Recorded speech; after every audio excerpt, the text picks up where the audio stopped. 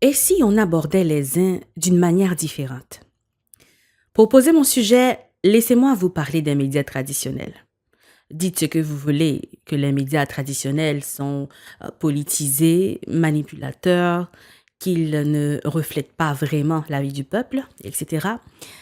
Je ne vais pas vous contredire, car vous avez le droit de penser cela, et ce n'est pas le but de cette vidéo. Mais il y a une chose que j'ai apprise, notamment dans les salles de rédaction.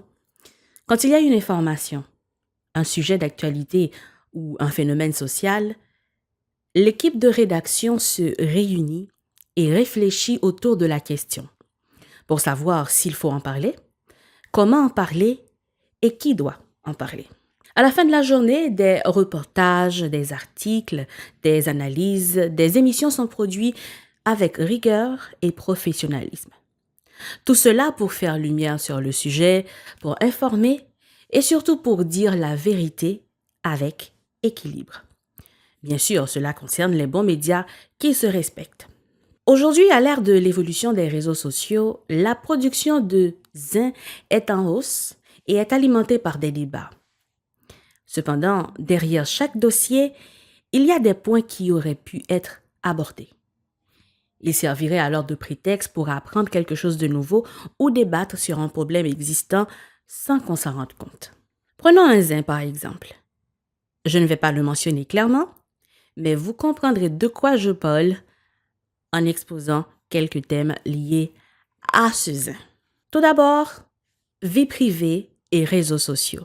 Une salle de rédaction contacterait un psychologue et un expert en communication pour comprendre l'impact des réseaux sociaux, comment le téléphone favorise l'isolement et les dégâts que cela peut causer lorsqu'une personne frustrée s'isole avec son téléphone en main. Comment l'entourage des personnes influentes peut les aider à gérer non seulement leur image virtuelle, mais aussi leurs émotions. Deuxième sujet, qu'est-ce qu'un héritage? Quand peut-on parler d'héritage? Quels sont les différents types d'héritage? Comment et qui peut les gérer? Quel droit et quelle attitude doit avoir une communauté en fonction d'un legacy public? Troisième sujet, œuvre et droits d'auteur. Comment une œuvre peut-elle continuer à générer de l'argent après la mort d'un artiste? Qui peut évaluer la fortune d'un chanteur en fonction de ses œuvres? Comment peut-on protéger les droits et les profits d'une marque, etc. Autre sujet, entre la mère et l'épouse, à qui appartient l'homme? Ça, c'est mon sujet favori. On peut toucher l'aspect légal de la question, mais surtout l'aspect culturel et religieux de l'affaire.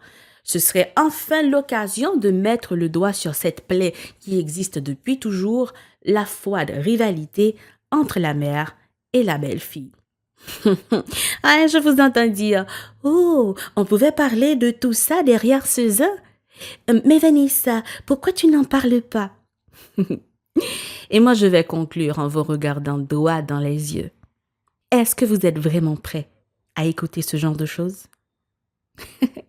Les Haïtiens et leurs réseaux sociaux, qu'est-ce qu'ils sont vraiment prêts à écouter?